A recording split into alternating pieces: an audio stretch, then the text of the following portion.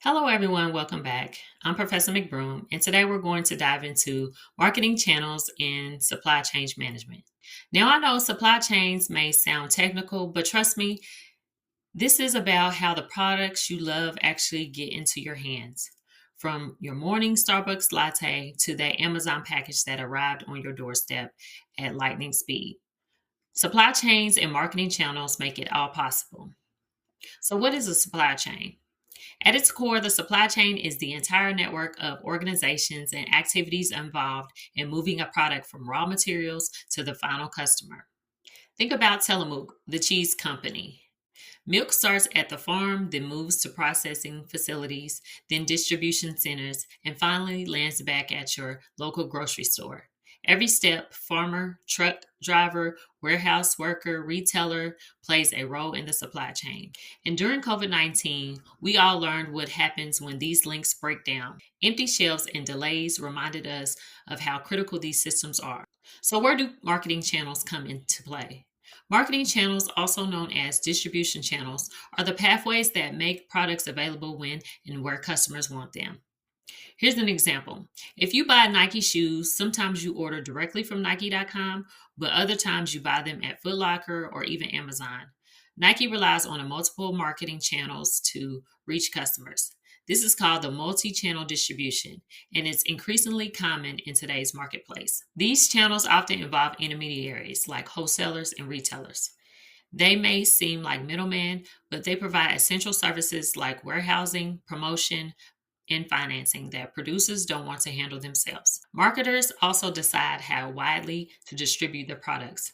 Intensive distribution. Think Coca Cola. You can find it at a gas station, grocery store, vending machines, everywhere.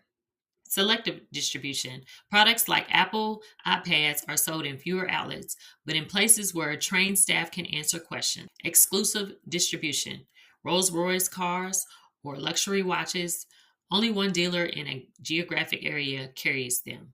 Each strategy balances reach, image, and service.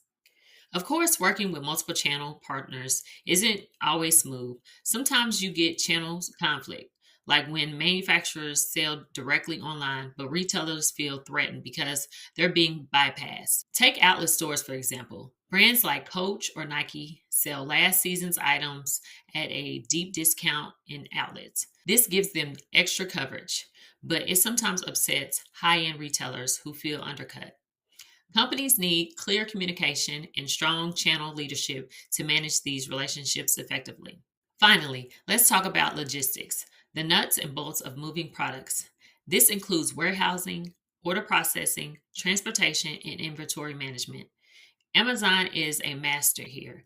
Their distribution centers are strategically located across the country, and with technologies like robotics and RFID tracking, they've set the standard for fast delivery. Another good example is Panera Bread's fresh food supply chain. Their distribution system ensures bread baked overnight reaches stores in the morning, maintaining product quality and consistency. So here's the big takeaway. Supply chains and marketing channels are not just about moving products, they're about creating value for customers. The next time you get a package in 24 hours or find your favorite snack always stocked at the store, remember it's not by accident. It's carefully planning, coordination, and technology at work. Thanks for joining me today. In the comments, I'd love to hear what's your product you buy that has an amazing distribution system. Maybe it's Amazon, DoorDash, or even your favorite coffee brand. Don't forget to like and subscribe and check out the next video. See you in the next one.